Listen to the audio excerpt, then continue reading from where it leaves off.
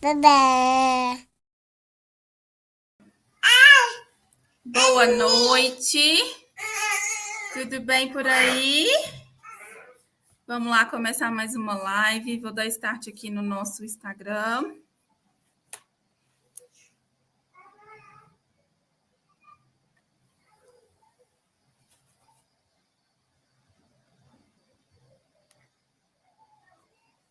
Vamos ver se já estamos ao vivo. Já.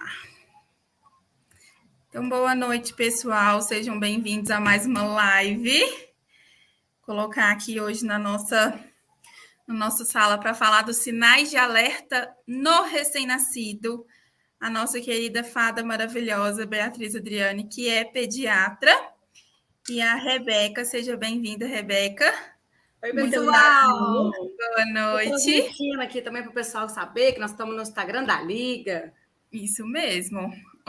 Então, fiquem à vontade, aproveitem aí a casa e bora lá falar dos sinais de alerta.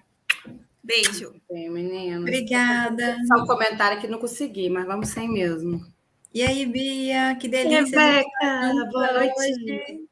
Finalmente consegui se encontrar, né? Nem que seja pela live. Bom demais, né?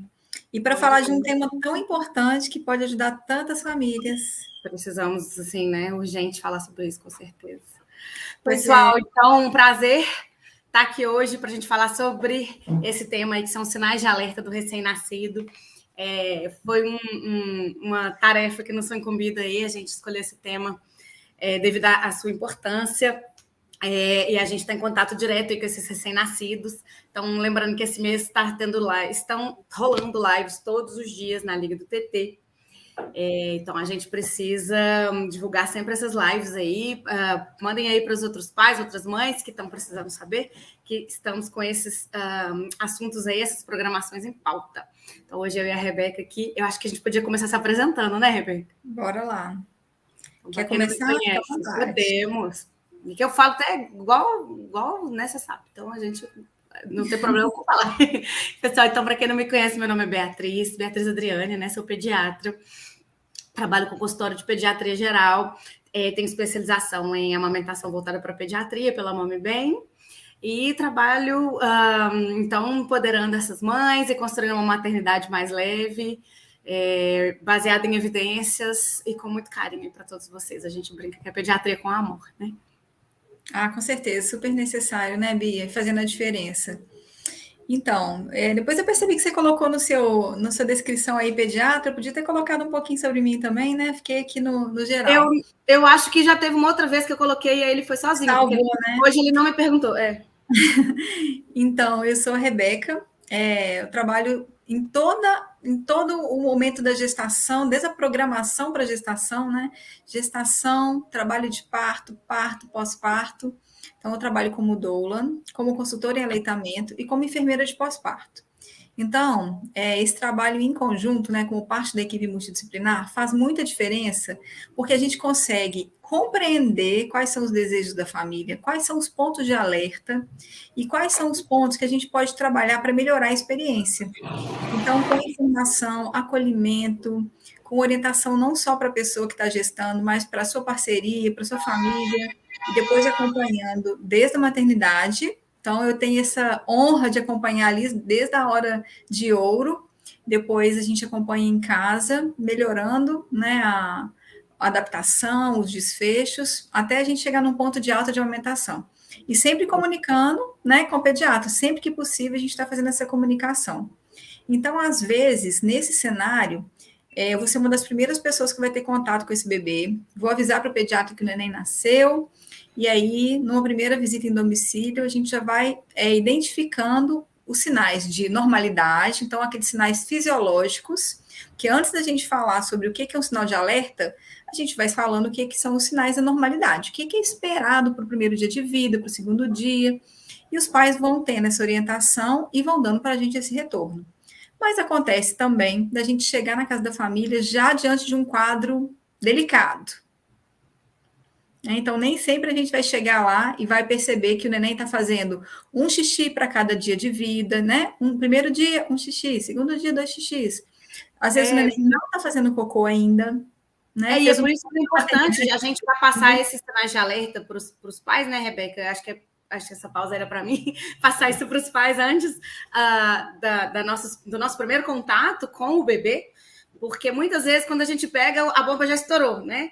Às vezes a gente, quando a gente chega, ou quando chega para você chega lá no domicílio, ou quando chega para mim na consulta do 5º dia, a bomba já estourou, já deu um monte de coisa errado, acabou tendo que ir para o pronto atendimento, porque está desidratado, alguma outra coisa. Então, assim, não é raro a gente já pegar com o problema em andamento. Então, para a gente, acho que prevenção, trabalhar com prevenção é tudo, né? E por isso que é tão importante essa consulta pré-natal, né? Com a doula, com a enfermeira, com o pediatra, ter o acompanhamento da equipe no pré-natal. Para, entre outras coisas, os pais, os familiares já saberem o que esperar nesses primeiros dias e adiantar algum problema aí para a gente já tentar acudir, já solucionar da melhor forma possível, adiantar uma consulta, já intervir às vezes por mensagem ou vídeo que a gente conseguir para poder evitar. Então, eu acho que a primeira coisa é isso mesmo, para a gente só dar bom dia porque a gente conhece, né? Então, acho que primeiro falar do que é esperado é uma excelente proposta, para depois a gente ver, ok, então não está dentro do esperado, então o que está esquisito, né? O que está fora? Para a gente poder já chama a sua equipe, chama quem você tiver, uma consultora, a sua doula, seu pediatra, quem você tiver mais recurso, ou todo mundo também, né? Manda para todo lado. Cada olhar, né, vai trazendo um pouco da sua capacitação, da sua competência, do seu acolhimento. E um profissional acaba linkando com o outro, né? Quando esse tipo de profissional que trabalha em equipe também, né? Tipo, chamou você me chama, olha, eu tô com um paciente assim. Já aconteceu, inclusive, né? Tô com um paciente assim, tô com esse problema, tô querendo iniciar alguma coisa. Enfim, fazer esse bate-bola aí entre a equipe já independente de onde está saindo o start, né? Então, acho que podemos começar falando do que é esperado. Isso. O que é esperado, então? A pessoa nasceu, o ser humaninho nasceu, como é que é? Isso aí, nesse ponto eu acho que a gente pode destacar não só dentro da fisiologia, né, como que funciona esse neném que você acabou de receber, né, mas também convidar todas as pessoas que assistem e que estão se preparando, né, que estão gestando, se preparando para o nascimento, desde a gestação, participarem de grupos de apoio voltados para a fisiologia. Então, grupos que sejam de desmedicalização, de apoio à amamentação, de apoio ao parto normal, tudo isso já vai te dar uma ideia do que esperar na parte da adaptação já. Então, primeiro dia na maternidade, é muito comum que o neném nasceu, primeira hora, o neném está alerta, hora dourada, contato pele a pele, depois de alguns minutinhos ali no colo, o neném já começa a demonstrar os reflexos, né, de busca, que é aquele que a gente encosta do ladinho, o neném vira o rosto. Depois a gente toca narizinho, lábio superior, o neném abre a boca. E depois de sucção, com o mamilo colocado lá no céu da boca, o neném gatilha a sucção e aí começa a sugar. Então, o neném que nasceu de termo, na primeira hora, começa sugando, depois da segunda hora, relaxa e dorme. Primeiro dia pode ficar mais dorminhoco. Se for um nenenzinho que tem algum alerta em relação a diabetes gestacional, né? A mãe teve diabetes gestacional, o bebê é grande ou pequeno para a idade gestacional, esse bebezinho vai entrar num protocolo de controle da glicemia. Então, a gente vai estimular para que a mãe amamente antes do horário de fazer esse controle glicêmico, que é aquela picadinha no pé, tá? Aquela glicemia capilar. Se não tiver nenhum tipo de controle, se for um bebê que está filho de uma mãe saudável com peso adequado para a idade gestacional, esse neném vai dormir bastante no primeiro dia e a reserva de glicose vai acabar. Então, é muito comum na primeira noite o neném chorar muito, porque a reserva acaba e o neném percebe que está fora do útero. É onde a esterogestação já entra em ação, com muito contato, muito colinho, e aí a gente começa a observar esses marcadores. Primeiro dia, 1 xixi. Segundo dia, 2 xixis. E aí vai para casa. E aí chegou em casa. Aí em casa, pessoal, lembrar que esse bebê, no início, a gente tem que ficar mais ou menos de olho. Eu não quero ninguém, não gosto que vocês fiquem paranoicos, né? Então, assim, marcar o horário da mamada, mamou tanto tempo, mamou não sei quanto tempo na mama, não sei quanto tempo na outra mama, isso deixa vocês paranoicos. Controle no aplicativo, no papelzinho, mas tem que ter uma noção, sim, né? Que horas que mamou por último, quanto tempo está durando uma mamada, em média, quanto tempo entre as mamadas estão tendo, quantos cocôs, então tudo isso vai fazer diferença. Então, o neném foi para casa, se for, né, normalmente se for um parto vaginal em torno de 24 horas, o neném vai para casa já no dia seguinte, né? E se tiver sido parto cirúrgico com 2 dias, se não tiver nenhuma intercorrência antes, né? Então, assim, normalmente o leite não desceu ainda, então não encheu a mama ainda, teve a pojadura. Então, é um bebê que ele ainda pode ficar um pouco sonolento nos primeiros dias, então a gente tem que ficar atento nisso, principalmente se esse bebê tem esses fatores de risco que a Rebeca falou, para fazer hipoglicemia. Então, mesmo que o rastreio glicêmico inicial tenha sido bom, né, a gente vai ter que ficar de olho nesse bebê que for ou muito pequenininho, ou foi prematuro, ou é um bebê muito grande, ou filho de mãe diabética, para a gente ficar atento se não tem esses sinais de que as coisas não estão indo muito bem. Então, esse bebê, o que é esperado? Que o bebê mame com uma frequência maior do que a tão falada de 3 em 3 horas, porque a gente sabe que a livre demanda não vai ter horário. Então, vai ter hora que o neném vai mamar com menos tempo do que isso, vai ter hora que pode ser que aconteça que mame com mais tempo do que isso.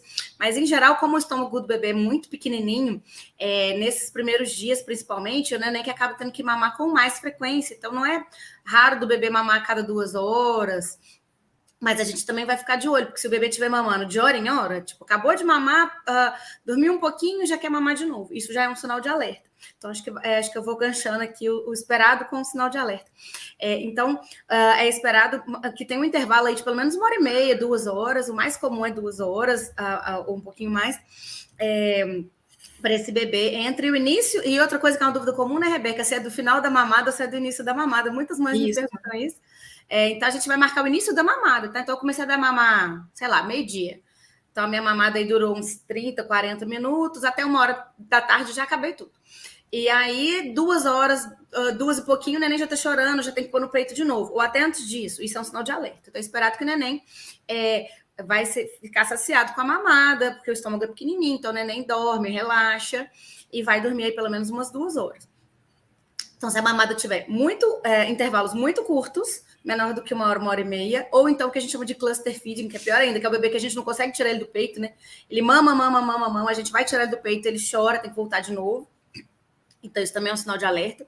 Ou o contrário também, se o intervalo entre a mamada está muito longo, aquele bebê está muito dorminhoco, está muito sonolento, então a gente tem que ficar atento, porque neném que está indo bem, que já começou o acompanhamento com o pediatra, a gente já notou que ele já está ascendente na curva de peso, mesmo que não tenha recuperado o peso de nascimento ainda. É um bebê que, claro, a gente não vai ficar acordando o bebê para mamar, né, gente? Pelo amor de Deus. Tem a regra de ouro que é o neném durma também, porque a gente nunca sabe quando vai dar para dormir. Mas nesse iniciozinho, nesses primeiros dias, antes da primeira consulta, de ver se está tudo bem estabelecido, se a amamentação já está andando, a gente recomenda não deixar o bebê dormir muitas horas, desembolado, né? Então, assim, no máximo 3, 4 horas, a gente já tem que ficar de olho para oferecer o peito novamente. E lembrando que isso não é para sempre, é só até a gente estar bem estabelecido, né? Porque é livre demanda, não é livre oferta, tá? Então, a gente não precisa ficar oferecendo toda hora. Um comentário que é o seguinte, quando a gente pensa em sinal de alerta, para quem está com um nenenzinho, às vezes está ouvindo a gente aí, está pensando assim, mas como é que eu vou saber o que é um sinal de alerta, né? É só a gente pensar o seguinte, o neném, ele está começando a desenvolver um metabolismo próprio, ele está vindo do metabolismo da mãe, e ele vai começar a adaptar para trabalhar no seu próprio metabolismo, ou seja, ele precisa ter uma ingesta suficiente para ele desenvolver as suas atividades, que não são muitas nessa primeira semana, primeiros 15 dias, mas ele precisa ter quantidade de leite suficiente para ele realizar o seu metabolismo e sobrar um pouquinho. Então, ele precisa fazer xixi na quantidade adequada, manter a sua regulação de temperatura, ele precisa manter uma regulação de sono adequada. Então, o neném, ele não precisa seguir nenhuma tabela de sono. Tempo acordado, neném recém-nascido dorme 18 horas, 20 horas. Não é sobre isso. É sobre um neném que está feliz, ou seja, o neném não fica o tempo todo alerta, o neném consegue relaxar. Quando ele mama, ele sai do peito sorrindo, relaxado, inicia a mamada com os bracinhos rígidos aqui, o olhinho atento no mamar, né? Aquele olhinho interessado, que se ele bobear, ele engasga. Então, ele está sugando, deglutindo, respirando, coordenando suas funções. Aí ele começa a relaxar, o bracinho vai relaxando, o bracinho relaxa, o rostinho relaxa, e aí você vê que o neném está... o funcionamento do neném é como se fosse um sistema de recompensa. Tomou o seu leitinho, ficou satisfeito, relaxa, faz xixi, faz cocô. Quando a gente começa a pensar sinal de alerta, alguma coisa não está funcionando quanto a isso. Então, tudo que tinha que acontecer dentro da fisiologia, sono, xixi, cocô, relaxamento, não estão acontecendo, tá? Então, só para deixar um pouco mais claro, assim, o que é sinal de alerta, né? Para não ficar... Não, maravilhoso. Coisas que a gente não espera, né? Coisas que chamam a atenção, que esse metabolismo, essa fisiologia aí não está dentro do esperado. Porque quando a gente não sabe o que esperar, né? A gente fica assim, não, o neném está dormindo muito, que bom, graças a Deus está dormindo. Então, a gente pensar, não, o neném tem um padrão que ele dorme e acorda, né? Ele não dorme por um período prolongado, a quantidade de xixi e cocô é crescente com o passar dos dias, né? O neném interage com os pais, então a gente vai esperando isso, né? E nós vamos esmiuçar tudo isso. Tem uma dúvida do Instagram aqui, se durante a noite também. Durante a noite também o quê? Tem que acordar o neném? Deve ser isso, né, a dúvida. Então, durante a noite, a gente até tolera um pouquinho mais, mas não muito nesse início, tá? A gente volta a reforçar isso. O neném que tá indo bem, que tá com uma amamentação bem estabelecida, que tá com bom ganho de peso, não precisa acordar o neném, tá? Então, só nesses primeiros dias, nessa primeira semana, até a gente ver como é que tá indo tudo isso, a gente vai ficar de olho, sim, mas depois não, tá? Então, beleza. Então, nós estamos falando, de novo, volto a falar sobre esses primeiros dias. Ok. E aí, a Jéssica, vou responder, Jéssica. Então, nos primeiros dias a gente vai fazer isso, tá? Não deixar o neném passar de... Eu normalmente falo 3 horas de dia, 4 horas da noite. É o que você recomenda também, Rebeca? Mais ou menos isso? Eu tenho um privilégio, né, Bia? Que eu vou na casa das pessoas e vejo como é que tá a produção, como é que tá o neném. Então, eu costumo personalizar isso. Mas se a gente for fazer uma orientação geral, a gente pode pensar o seguinte, que se o neném fizer um estirão de sono nas primeiras horas da noite, então, às vezes, o neném vai dormir de 6 até meia-noite, vai mamar meia-noite, vai dormir de meia-noite até 6 horas, isso é muito incomum, é muito raro a gente precisar. Não é isso aí esperado, vai acontecer com um neném assim de 6 meses. Então, raramente a gente vai precisar acordar o neném, a não ser que seja um neném que é alto risco para hipoglicemia. Aí a gente vai acordar até, às vezes até menos um pouquinho, né? 3 horas a gente já está lá, tipo, né? Deixando o neném mais fresquinho, né? Não deixar o neném eu acho que é importante ressaltar esses fatores de risco, então que a Rebeca já tinha citado, mas vou falar de novo. Então, um bebê pequeno, então um bebê que foi baixo peso, mesmo que ele não foi prematuro, o bebê que foi prematuro, filho de mãe diabética, mesmo que for diabetes gestacional, e qual que faltou? O grande, os bebês muito grandes, mesmo sendo constitucionais, não sendo mãe diabética.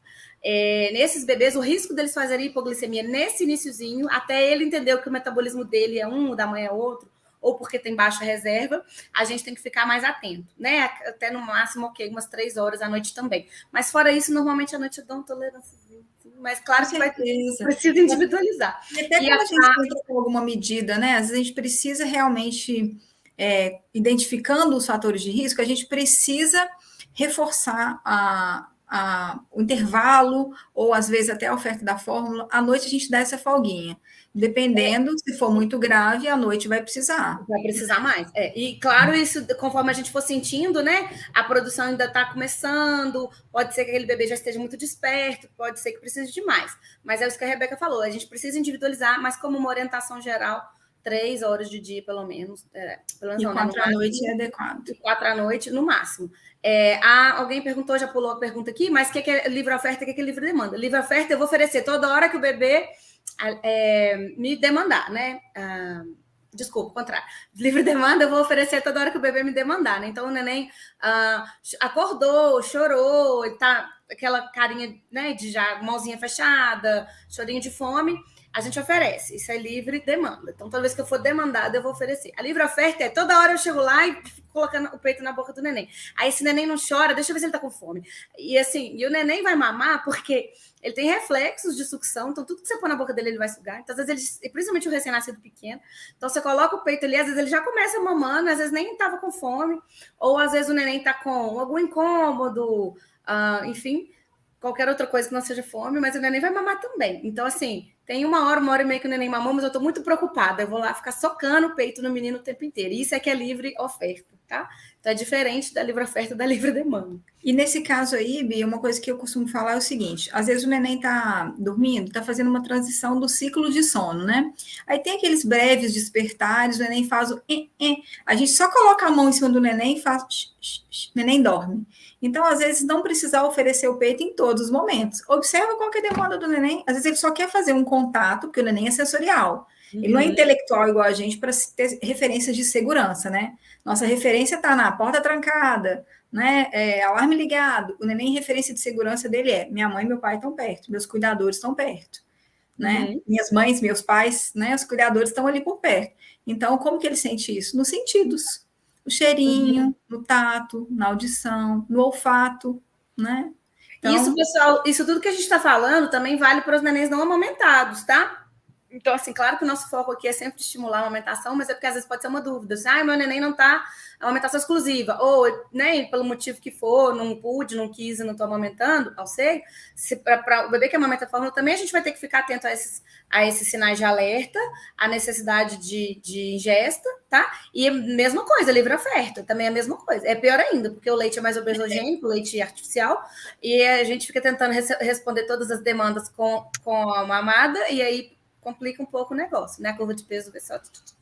Tá? Então, voltando para os sinais de alerta, né? Senão a gente não consegue terminar nunca, porque é assunto demais. É questão das mamadas, então a gente começou falando, né? Mamadas prolongadas demais, eu não falei ainda. Então, eu comecei falando dos intervalos, né? Então, intervalos muito curtos, a gente preocupa, e intervalos muito longos, a gente preocupa.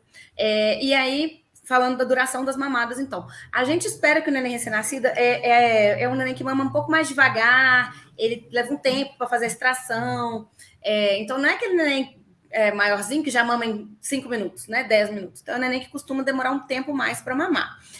O tempo de mamada também vai ser variável de uma mamada para outra, tem mamada que o neném mama mais, tem mamada que o neném mama menos. Isso que a gente está falando é um pouco, sim, uma generalização, mas mamadas muito longas, muito prolongadas, mais do que 40 minutos, 1 hora, a gente tem que ficar alerta para somar com os outros sinais e ver se está tudo bem. Mamada mais que 1 hora, com certeza tem alguma coisa que não está legal. Assim, ou pode ser uma baixa produção, ou pode ser uma dificuldade do neném de extrair o leite. Então, nossa, que barulho. Então, a gente tem que ficar atento também e somar com esses outros fatores. E a mamada curta demais. O neném acabou de ir pro peito e dorme. Aí ele mama mais 2 minutinhos, dorme. Então, esse bebê que não consegue sustentar uma mamada, que não consegue fazer as sucções lá efetivas, ou o bebê que está demorando demais da conta para mamar. Então, ou esse bebê que está demorando muito, ou ele não está conseguindo extrair, ou não tem leite suficiente para ele, e ele está, pelo motivo que seja, a gente vai até dar uma faladinha aqui, né, esmiuçada nisso também, pelo motivo que seja, ele está com alguma dificuldade. Então, a dificuldade pode ser o dele, ou da mãe que está amamentando, ou as duas coisas juntas, né? Então, a gente precisa ficar atento na duração da mamada. E uma dica para isso é observar aquele sinal que eu comentei. Vou pegar o Joãozinho aqui para me ajudar. Ó, o nenenzinho chega lá na hora da mamada com as 2 mãozinhas aqui do lado do rosto e sempre mais próximo aqui, mais fechadinha. Começou a mamada que está efetiva, olhinho aberto, mãos fechadas ao lado do rosto. O neném começou a relaxar, vamos ver quanto tempo está durando isso. Se está durando 10, 15, 20 minutos, né? E tá lá, suga, engole, tá tudo bem. Aí, como a Bia falou, encostou no peito, dormiu, alguma coisa está acontecendo. Às vezes ele nem pegou no peito direito, às vezes tocou o mamilo, apagou. Muito comum em prematuro e baixo peso, né? E neném que ficou no peito muito tempo. Às vezes vocês vão perceber que faz o suga, engole pouquinho tempo, e depois fica amando, não mamando. Aí é uma boa hora para a gente inserir o dedinho assim no cantinho da boquinha do neném, tira o mamilo, né? Desfaz o vácuo, coloca no outro peito, que ele vai interessar, vai despertar, interessar e vai para o outro lado fazer uma mamada efetiva, que é a mamada que vai trazer esses benefícios mesmo. E lembrando que isso já foi falado aqui em outras lives, mas a gente não usa mais esse conceito de leite anterior, leite posterior, ter que esvaziar uma mama inteira para depois dar outra. Pelo contrário, essa questão da alternância de mamas, isso potencializa muito a mamada, assim, a estimula, né? Mamada, né? Então, assim, o que o neném responde a fluxo, né? Então, quando o neném começou a desanimar, eu falo desanimar, né? Começou a desanimar, ele já tá assim mais lentinho e tal, ele não tá, porque ele começa assim, né? E vai. Então, você começou assim, ficou mais soninho, gostosinho, gostei do amando, ele tá só fazendo a sucção não nutritiva, mudar para outra mama, porque aí a outra mama tá mais cheia, já vai ter fluxo, e aí o neném começa a engrenar de novo. Né? Então, lembrando que isso daí é importante. E bebês com disfunção oral, né? Disfunção oral, eu acho que entra na dificuldade de extração, né? Porque aí ele vai ter dificuldade de fazer. A mãe até pode ter muito leite, mas o bebê tem dificuldade de extrair esse leite. Então, acho que a gente falar, assistindo vocês com o meu neném mamando. Oh, delícia, curti muito. Então, a gente falando aqui, mais sinais de alerta. Em relação às mamadas, a sonolência especificamente, né? A gente falou bebê que começa a mamar e para, e a Rebeca lembrou muito bem, é típico do bebê que cansa muito rápido, é o prematuro, baixo peso, são bebês que às vezes precisam de estratégias próprias, né, Rebeca? Às vezes a gente precisa ordenhar e dar o ordenhado para o neném, às vezes a gente precisa estimular mais, levar o neném um pouco mais peladinho, colocar na posição de cavaleiro, uma posição né? mais incomodado, né? Uma posição que ele tem que estabilizar um pouco mais, então às vezes não deixar o neném tão confortável, ou pela posição, ou pela roupinha. Enfim, e é um neném que talvez a gente tenha que ofertar mais vezes, que ele consegue mamar muito pouco tempo, né? Ele cansa rápido. Então, isso tudo tem que ser acompanhado bem de pertinho. É um neném que tem especificidades que a sua equipe precisa de acompanhar, tá? E a Rebeca citou muito bem, acho que agora a gente podia esmiuçar, a questão da parte de fisiologia das eliminações, por exemplo, né? Então, é esperado que o neném faça vários xixis, então os xixis vão aumentando conforme essa ingesta aumenta, né? Então, no começo não teve apojadura ainda, tá? Só um pouquinho de colostro, que é um leite maravilhoso, riquíssimo, é um ouro líquido, mas ele é em pouca quantidade, então às vezes o neném vai fazer pouco xixi no primeiro dia, por exemplo, mas a ideia é que esses xixis vão aumentando conforme o passar dos dias e o neném vai aumentando a ingesta. E o xixi, eu acho que normalmente não dá tanta controvérsia, Rebeca, não sei se é experiência pessoal, mas quanto os cocôs. Porque assim, o xixi, se o menino não faz xixi, fica todo mundo desorientado. Nossa, não tá fazendo xixi, não tá fazendo xixi. E já normalmente já chama a atenção das pessoas. Não é um sinal de alerta que costuma passar desapercebido. Você fica muitas horas sem fazer xixi, você fica ou sem o xixi mesmo mais de um dia. Agora, o cocô, às vezes, as pessoas normalizam muito, porque tem uma questão aí que inclusive, está em alguns livros e tal, que pode ficar até 10 dias sem fazer cocô. Então, a gente tem... enquanto formação de pediatra, né? Infelizmente, eles não explicam isso no livro, né? Assim, depende de qual fase que você está falando, né? Então, tem o bebê que amamenta no peito, pode ficar até 10 dias sem fazer cocô. Isso é para meninos maiores, pessoal. Então, assim, mais perto de um mês de vida. Já recuperou o peso de nascimento. Já recuperou, já está tudo bem. É um bebê que às vezes tem mais disquesia, tem um pouco de dificuldade de fazer cocô, se sente incomodado, esses são outros 500. Mas esse bebê do comecinho, a primeira semana, primeiros 15 dias, ele não está autorizado a não fazer cocô todo dia. Tem que ter cocô todos os dias. E é uma coisa que as famílias, às vezes, inclusive até alguns profissionais, não têm tanta... Não dão a devida importância, né? Não se ligam tanto nisso. E o cocô, eu sempre falo isso com os pais, o cocô é excelente termômetro de que o neném está ingerindo quantidade suficiente, porque ele vai ingerir, ele vai aproveitar uma parte, o resto ele vai eliminar. Então, quanto mais ele mamar, mais cocô ele vai fazer. E nesse ponto, eu acho que a gente tem tido muitas dificuldades também com profissionais que não estão alinhados, né? Porque às vezes sugerem água de ameixa para recém-nascido, né? Não tem essa indicação, né? Nem tem que tomar só o leite da mãe mesmo. Se não está fazendo cocô, é baixa ingesta. Não tem que usar supositório para sair o conteúdo, para esvaziar o conteúdo intestinal. A não eliminação é um sinal para a gente de que o neném precisa ingerir mais. Então, vamos não normalizar isso, vamos tratar isso, colocar no tamanho adequado, né? Colocar em perspectiva isso e colocar na proporção devida. O neném não está eliminando fezes, não tem ingesta adequada. Isso aí chegou no terceiro dia, já passou a eliminação do mecônio, já tem que começar a clarear. Então, isso. Chegou no terceiro para o quarto dia, não teve pelo menos um cocô um pouquinho mais claro, já vai sinalizando para a gente. Será que teve alguma coisa da mãe?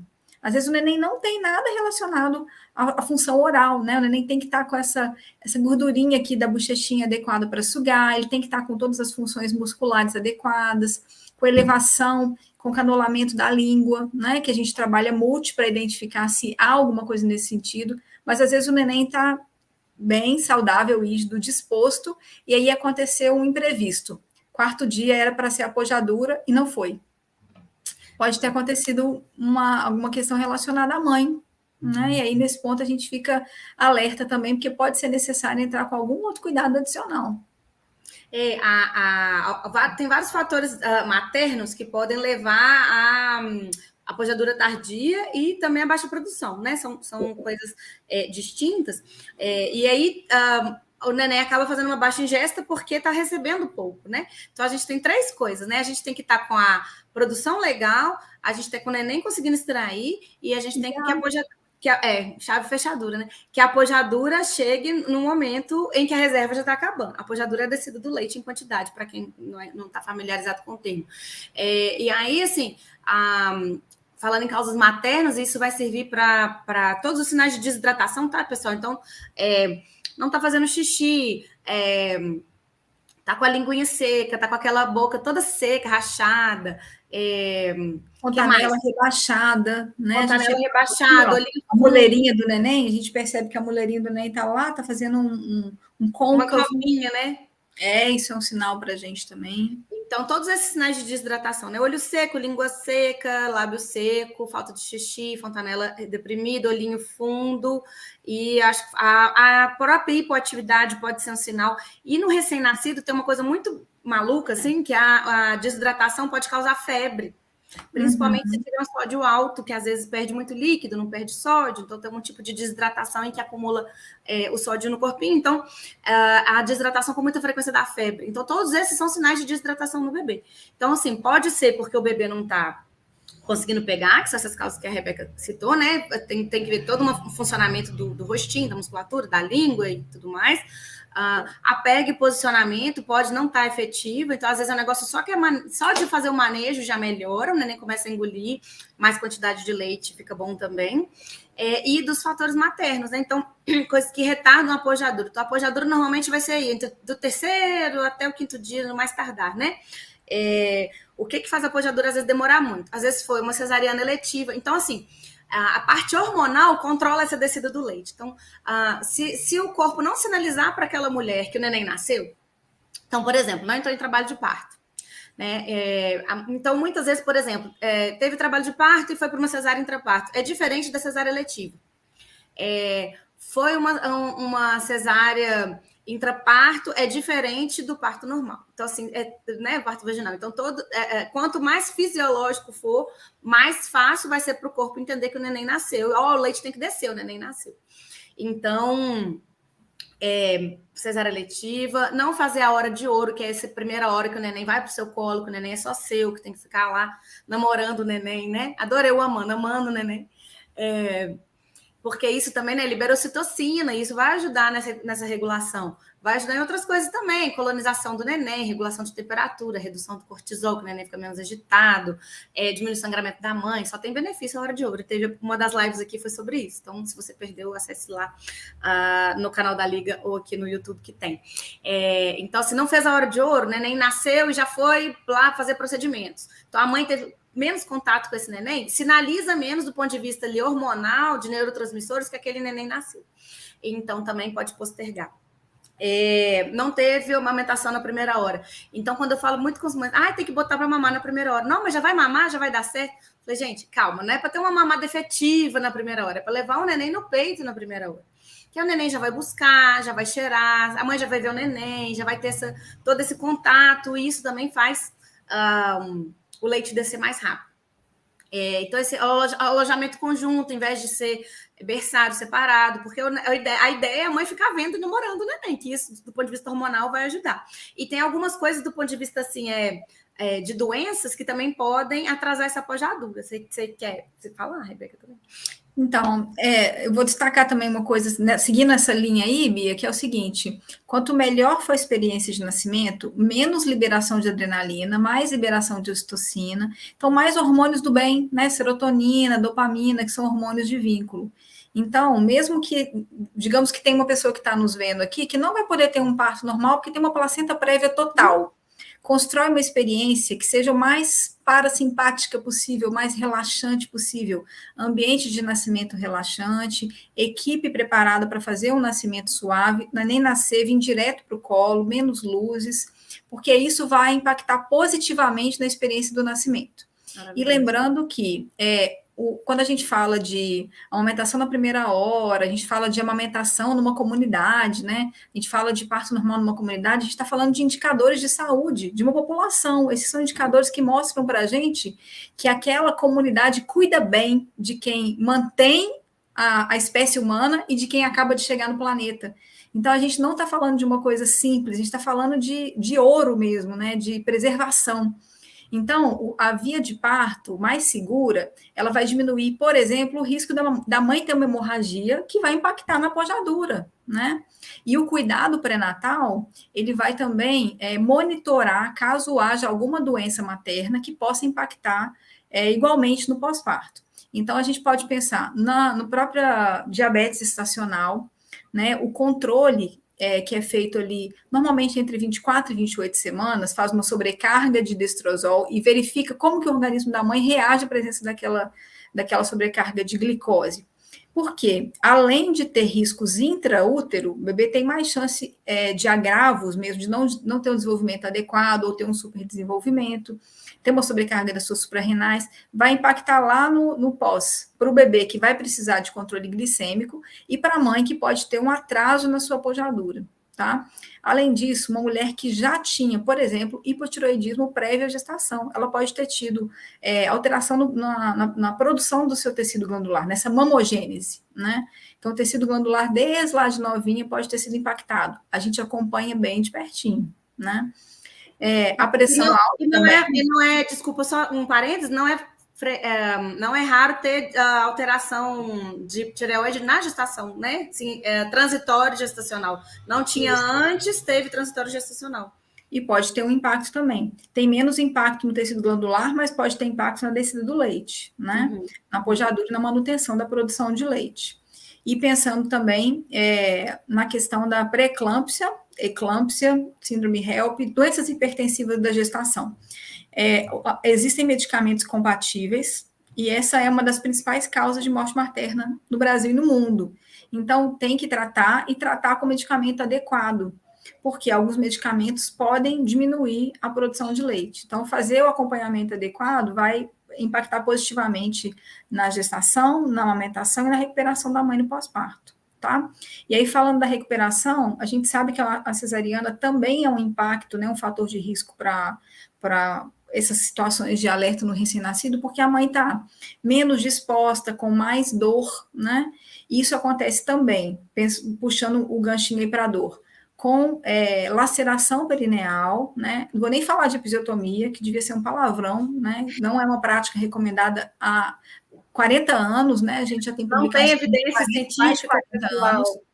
Então, vamos pensar aí em lacerações perineais. Então, o cuidado de laceração, que também pode ser ampliado na consultoria de enfermagem no pós-parto, né? Para melhorar posicionamento, diminuir a dor e a dor relacionada à pega do bebê também. Então, a dor mamilar também pode ser um fator que vai levar a mãe a oferecer menos o peito ou a não posicionar da melhor maneira possível, colocando de uma forma que ela tolere, não da melhor forma, às vezes corrigindo, tirando, recolocando, né? Aproximando mais, de medo de causar uma laceração, uma fissura, uma escoriação maior na mão.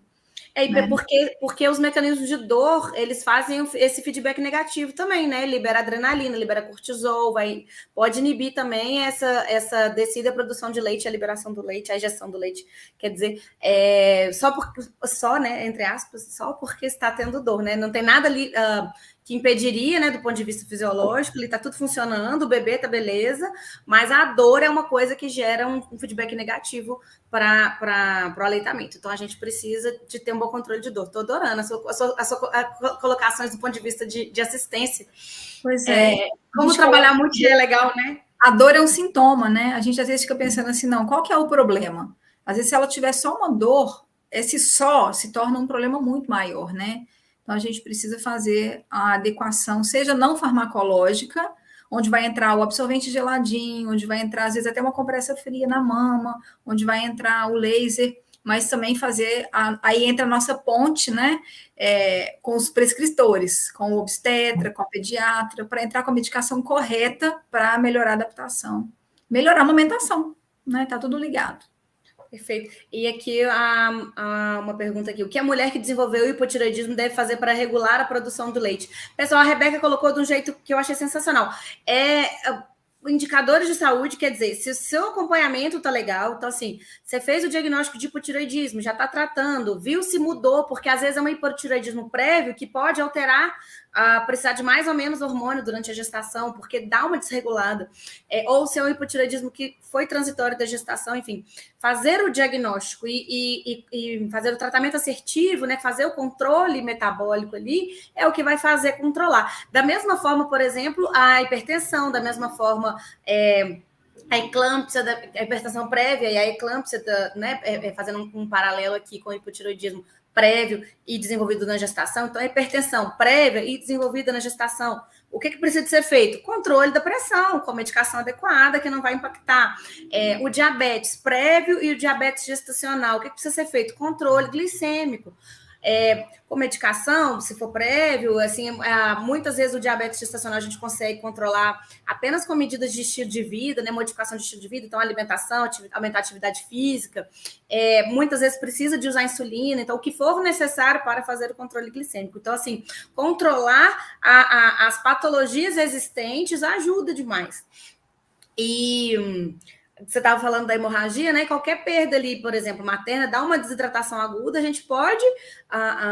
É uma hemorragia, né? É uma hipovolemia. Então, causa uma hipovolemia nessa mãe, a hemorragia, e isso gera também, pode atrasar a descida do leite, porque a mãe precisa de um tempo ali para produzir o leite maduro, que vai descer, e se ela está hipovolêmica, ela está parcialmente desidratada, como é que ela vai fazer? Então, o corpo vai esperar isso normalizar primeiro, para depois fazer essa produção, então atrasa também. Então, qualquer hemorragia periparto também pode atrasar. E uma pergunta que mandaram para a gente aqui, quais são os sinais de hipoglicemia em bebê? Quer falar ou eu falo? Vou falar um pouquinho, você completa? Sim, senhora. Vai ficar legal, que aí cada um vai trazendo no seu olhar, né? Uhum. Eu acho que é interessante a gente pensar o que os pais podem observar, né? Porque um bebê que está com muita sonolência, então às vezes ele entra num sono que a gente não consegue despertar. Primeiro, lembrar que o neném não sente mais frio do que os adultos, né? As avós, as pessoas mais velhas, às vezes chegam na casa, colocam manta, touca, luva, depois colocam um saco de dormir, depois colocam um cobertor e um aquecedor. A criança pode estar entrando num sono hipoglicêmico, ela pode estar com uma febre que não tem a ver com a ingesta, que tem a ver com esse ambiente. Então, o neném está muito sonolento, está com dificuldade de acordar, mas já está com roupa fresquinha. O neném que às vezes está dormindo, do nada acorda já desesperado, né? Ele não acorda devagarinho, então ele vai trazendo uma hiperreatividade quando ele acorda, alguns tremores de extremidades. Continua aí, Bia, o que mais? Em casos muito graves, que a gente não vai esperar chegar neles, pode ter até convulsão, né? Mas não é o que a gente vai usar de marcador, não, tá, pessoal? Nunca nós vamos esperar chegar lá.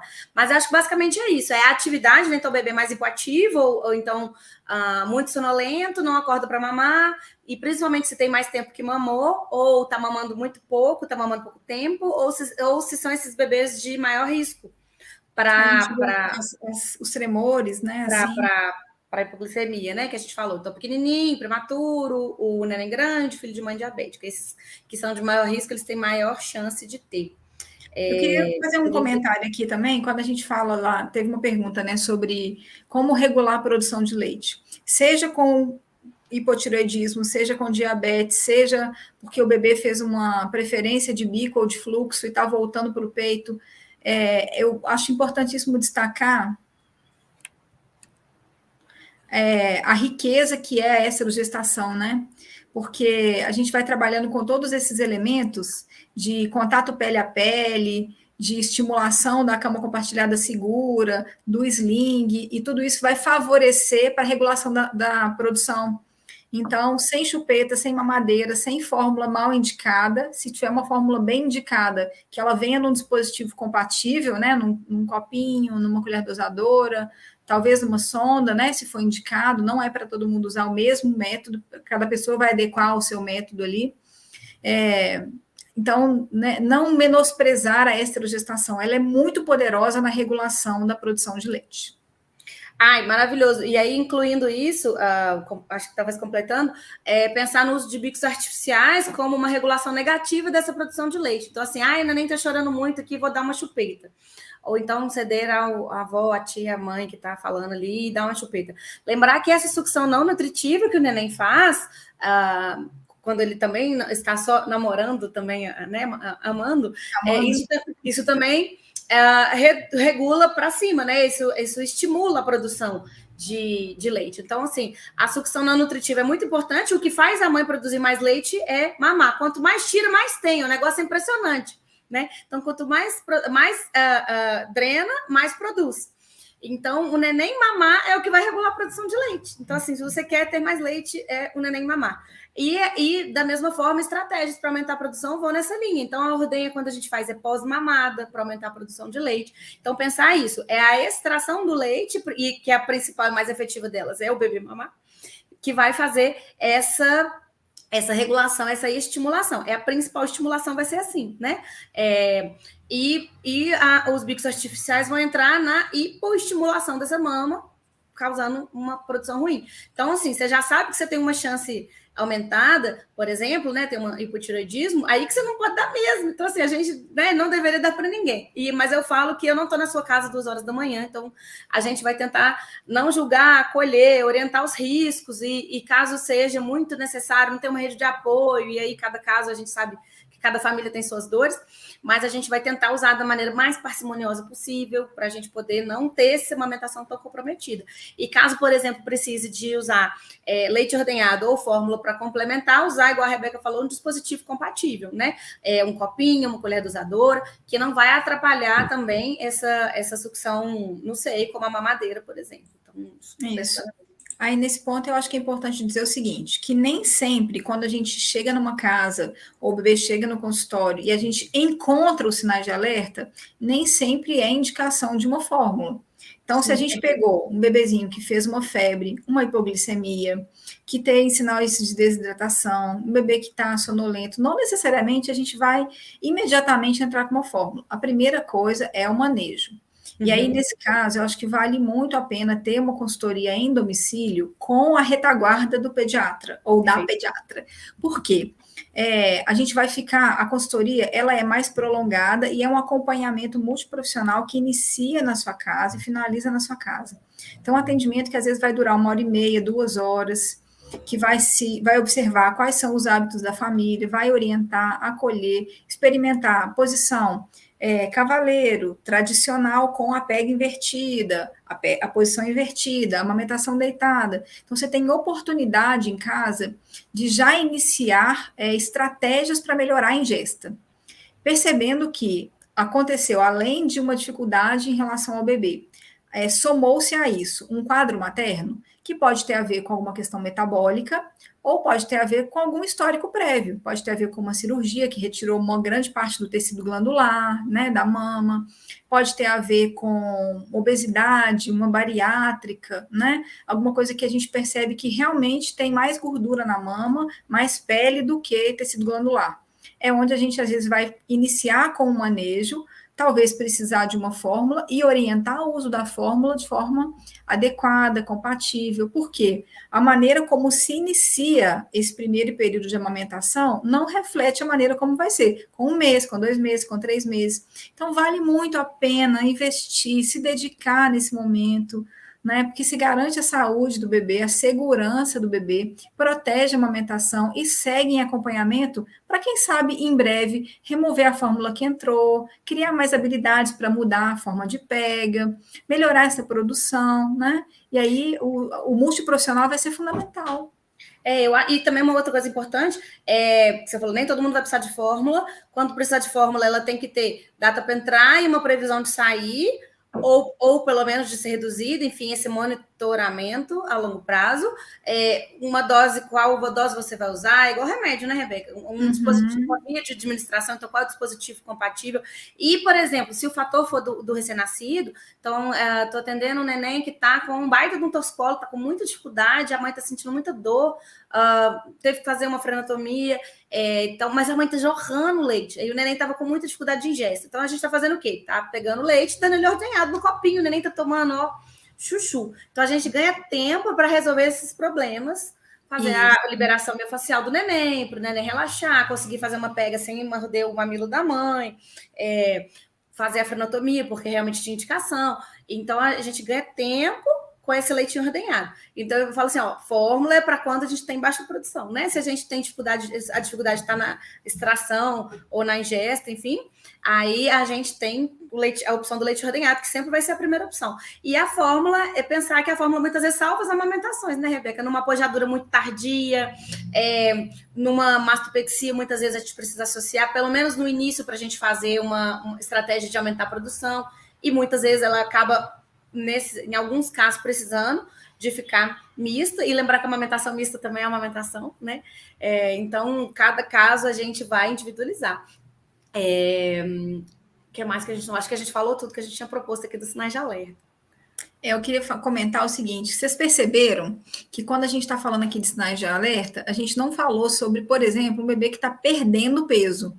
Por quê? A gente tem uma faixa de segurança aí, que o neném nasceu, durante esse período de internação, que é de 24 a 48 horas, o neném tem uma média de perda de peso de 10%, tá? Podendo ser um pouquinho mais, um pouquinho menos. A tendência é que seja para menos se o neném tiver em alojamento conjunto, mamado na primeira hora, tiver a oportunidade, né, de treinar mesmo os movimentos da boca. O neném tem uma grande memória, o neném tem muita plasticidade. Então, não dar chupeta no primeiro dia e deixar o neném chupar muito peito, mamar bem, fazer os movimentos, aumenta muito a chance desse neném seguir mamando nos próximos dias. Então, se estava pensando aí em chupeta, levar para a maternidade, já vai tirando isso aí, porque a gente vê isso na prática. Vamos deixar o neném treinar bastante a sucção adequada, porque a perda de peso vai ser menor. E aí, ao longo dos próximos dias, um fator que pode impactar na perda de peso é a icterícia. Então, a reinternação para a icterícia, porque o próprio calor daquele berço de luz irradiante pode fazer com que a perda de peso seja de 12%, de 13%, especialmente se o serviço de internação for um serviço de separação. Então, o neném fica na UTI e a mãe e o pai podem entrar, inclusive porque está no status da criança e do adolescente, o bebê tem direito a acompanhante, né? Mas tem horário, por exemplo, ou à noite não pode ficar. Então, tem algumas restrições. Isso diminui a ingesta do bebê, tá? Ou acarreta na entrada de uma fórmula precoce. E aí a gente foge um pouquinho do esperado, porque tem uma perda maior. Então, às vezes, quando vai para casa com o leite ordenhado no copinho, além do peito, para dar uma subidinha aí, né, para começar a alcançar essa curva. E aí a gente acompanha de pertinho esses primeiros 20 dias, para que, perto dos 20 dias, entre 15 e 20 dias, o neném já tenha recuperado, se possível, o peso do nascimento. Ou, se o tempo de UTI for um pouquinho maior, a gente vai ter uma tolerância maior, mas vamos vigiar de pertinho. Depende de tudo isso, né? Às vezes chega lá para mim, assim, no 5º dia, a pojadura acabou de acontecer. Então, assim, às vezes o neném ainda está perdendo peso. E, assim, a gente vai ver, tá tudo bem, não tem nenhum fator com o neném, o neném não tem língua presa, o neném não tem disfunção orofacial, o neném não tem torcicolo, o neném tem uma boa padrão de mamada, a pojadura tá rolando e a mãe tá produzindo bastante leite, a pega tá legal. Então, você fala assim, tá tudo rolando, agora dá tempo ao tempo. Então, vamos reavaliar em 2, 3 dias e ver como tá indo. Então, nós vamos fazer uma live, spoiler, né? Terça-feira que vem, eu e a Nath, pediatra, vamos fazer uma live sobre bebês não são números. Então, quem puder assistir, tá convidadíssimo. Tô agarradinho. Exatamente, falando um pouco disso, assim, né? Então, assim, calma, isso precisa ser individualizado. Então, por isso que a perda de peso, como fator isolado, não quer dizer tanto para a gente quanto esses outros sinais. Esses outros sinais são mais importantes. Isso, e como tudo é uma questão metabólica, se por acaso a gente perceber que o neném está com todos esses sinais, pode realmente deixar o metabolismo mais lento e a icterícia mais alta. Então, a icterícia também vai ser um fator que a gente vai estar ligadinho ali. Aumentou a icterícia, né? A pele ficou muito mais amarelada, da cabeça em direção aos pés, é um sinal de alerta também para uma baixa ingesta. Então, principalmente se não for uma icterícia precoce, né? Foi uma icterícia que começou depois de 24, 48 horas e está piorando muito rápido. E é por isso que a gente recomenda fazer a consulta com o pediatra até no máximo o 5º dia, lá para 4º, 5º dia, que o 5º dia para o neném a termo é o pico da bilirrubina, é o dia que o neném vai estar mais ictérico. Então, a gente tem que ver qual é a gravidade disso. E uma icterícia sem fator predisponente, sem compatibilidade ABO, RH, sem tecido precoce, enfim, que piorou muito rápido nesse momento, a gente tem que sempre checar a amamentação, que normalmente tem algum BO aí. Inclusive, a melhora da icterícia é um sinal para a gente de que a amamentação está estabelecendo. Então, gente, assim, nós comentamos alguns dos principais sinais de alerta. A ideia é que a gente possa saber com antecedência quais são para a gente trabalhar na prevenção.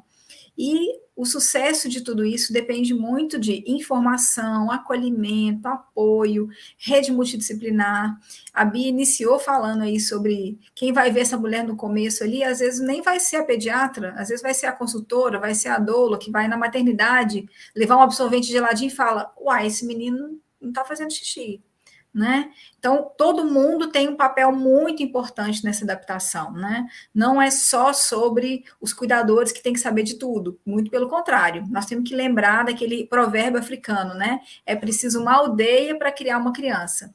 Então, todo mundo envolvido, todo mundo atento, estudando sobre isso, e é por isso que a gente vai buscando os profissionais que estão mais atualizados para nos fortalecerem, nos encorajarem, além de reduzir os agravos, né? Não é só sobre saúde física, mas também sobre essa saúde mental, emocional, né? Dessa participação, desse acolhimento que vai trazendo empoderamento e fortalecimento para os pais nas suas funções. E como essa saúde mental é importante, né? A gente sabe que uma das causas de perda de amamentação, por exemplo, é a depressão perinatal, né? E está diretamente relacionada com essa formação dessa rede de apoio, né? E se a sua rede de apoio é frágil, não tem problema, a gente tem rede de apoio multi, já te dá um gás novo. Então, assim, contrate uma doula é um negócio assim, eu acho que tem que divulgar mais, Rebeca, assim, como que é importante o papel no pré-parto, no parto, no pós-parto, sabe? Tem uma consultora, o pessoal está aí gastando uma fortuna em newborn, book de newborn, não tem uma consultora de aleitamento. Verdade, morro de dó daquele menino amarrado. Espera o menino bugar, né, a amamentação dá ruim para chamar alguém. Então, assim, trabalhe com prevenção. Prevenção primária é o mais importante que a gente tem dentro do cuidado em saúde, tá? Então, acho que é impressionante, né? Se a gente fizer boa pega aqui, a gente evita a UTI aqui. É impressionante mesmo, né? Não vamos menosprezar isso, porque é muito valioso. Boa pega, esterogestação, equipe multiprofissional, né? Atualização e informação para todos. Mandaram uma última pergunta: como mitigar os riscos do bebê dormir à noite? Eu não sei se eu entendi a pergunta. Não tem risco do neném dormir à noite se o neném estiver bem. Tipo, né? Se o neném não estiver doente, se o neném não tiver esses sinais de alerta, a amamentação está bem estabelecida, tem risco não, né? Nem dormiu, durma também. E agora, assim, eu acho que talvez seja falando do risco de morte súbita. Sobre criança, a ideia da criança segura, né? Tirar ninho, tirar a coberta, dormir no quarto dos pais. Pensando no sono seguro, eu acho que não teve live sobre isso, não teve, porque não linkaram com a amamentação. Mas, enfim, a cama compartilhada leva um... Não sei se a gente tem tempo, hein? Como é que estamos de tempo aí, meninas? A cama compartilhada leva uma fama muito ruim que não deveria, tá? A cama compartilhada, nos estudos, se você separar aí os fatores de risco, a amamentação como um fator protetor, a mãe que não é tabagista, não é usuária de droga, enfim, no próprio quarto, não usa não tem coberta solta, não tem ninho, a gente isola todos esses fatores de risco, a gente consegue fazer uma cama compartilhada com segurança. E a ideia ok, não quero fazer cama compartilhada, não é obrigatório fazer cama compartilhada, tá, gente? É só falando que é possível a gente fazer com segurança. Primeira coisa, desde que amamente. Então, bebê que não amamenta, eu não recomendo fazer cama compartilhada, que aumenta muito o risco, sim, de morte súbita. Mas o berço do bebê, o berço tem que ser um berço seguro, só tem o bebê e o colchão. Tudo que vai no berço, que não é nem o bebê, nem o colchão, tá errado. E o lençol, né? Mas o lençol bem amarradinho. Então, assim, travesseiro, ninho, rolinho, todas essas outras coisas aumentam o risco. E o berço deve ser no quarto do cuidador. Então, assim, pode botar o bebê para dormir no berço no quarto dele? Pode, desde que tenha algum adulto junto. Né? Lá tem uma caminha do lado. Então, você pode, beleza, fica o pai, fica a mãe, eventualmente um babá noturno para quem tem essa disponibilidade, enfim, está dentro dos critérios de segurança. Mas um bebê com quarto compartilhado até os 6 meses é o que a gente recomenda. Quarto compartilhado, berço vazio ou cama compartilhada com segurança, que tem os critérios. E o tabagismo é uma das coisas que mais impacta e uso de drogas e álcool, mas dentro da nossa realidade, o que a gente mais vê é o tabagismo impactando negativamente. O que mais? Acho que eu falei o principal aí. Vai cair no Insta, quero agradecer e deixar um beijo para todos. Tchau, pessoal. Muito obrigada.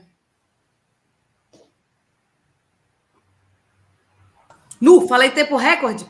Maravilhosa.